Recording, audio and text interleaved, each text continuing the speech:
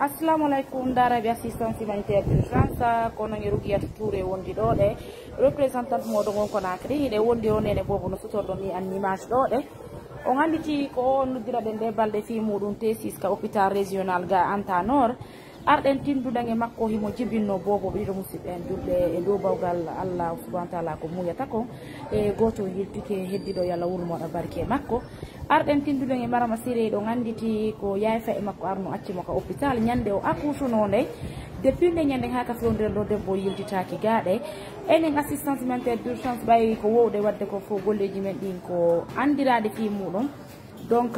wada den hito ga tun arden addandemo ko donji din fo yi kadi ka page présidente meden Mariam Touré donc on était là de balle fo harden doggude humpitagol be ngure makko nen bay kam mo sérieux sella e koro ya bobo kan maka der mor kadi ka hôpital ga ni à l'instant to fait la vidéo dans l'hôpital régional de Anta Nord donc harami den tintude famille makko din anda ko honno be arata fi no hettiren ko ron baydo de responsabilité famille on kadi ko don responsabilité on jeo kam goddum kam tonde mais alhamdulillah rabbil alamin hande ka bimbi do de me wawi humpondirde modi makko jombo ben do ga sunna farilla me humpondire mabbe jodi ka meden kankala be wi me pulsar jango si Allah jabi arabe hewti ka meden kona kadi gaade wawen tindude mabbe be wawen hettude koron kam morgo wawen nattude sire ha kam mabbe si Allah jabi se wawi tindude sire Mariam Siré, bonjour. Daijan, Haifi, Nalato, Rendo Mutti, Sona Sokola ko yobo den ko haray Yalla lonti ko wuri barke nani, eddi no wurna moda barke makko nani. Nalato, Daijan, Allah Haifi seda.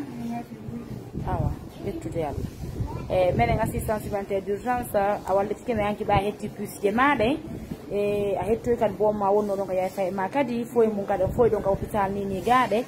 e wawi umpondirde modi ma do de si Allah jabi men cordona haabe hewta Conakry gaade be hewti gaade hande kadi e wawa jittindirde biiji din ha hewto en kameden kankala be si Allah jabi nani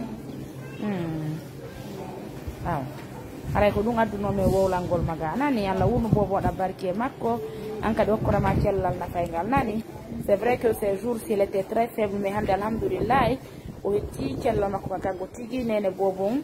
moƴƴa yo Allah ɓurtu wadde cellal na faygal nani haray men hewti kadi cintiden kadi jango si modi moɗon hewti tintiden kadi si Allah jaɓi médecin ɓe gaade anden ko honto fewti e piiji ɗin fowde e fino Allah feƴƴiniran piiji ɗe jam moƴƴere nani wonɓe darde assistance humanitaire d'urgence ara miɗo salmino miɗo yetta mouradu moƴƴuru miɗo toro jamaji ɗin fof darugol o vidéo ɗo visionna mo partage amo alhamdulillah e dow bawgal jamaji ɗin fof ko walliti ko gonene bobo ɗo ande alhamdulillah avec son enfant par ce que oyan yittike donc piiji wala fi musidɓe en julɓe ara ɗen salmina jama ɗen tolni ɓe daaro vidéo ɗo de kono assistance humanitaire d'urgence eɗen salmina yota présidente meɗen Mariam Touré meɗen indi on assalamu aleykum.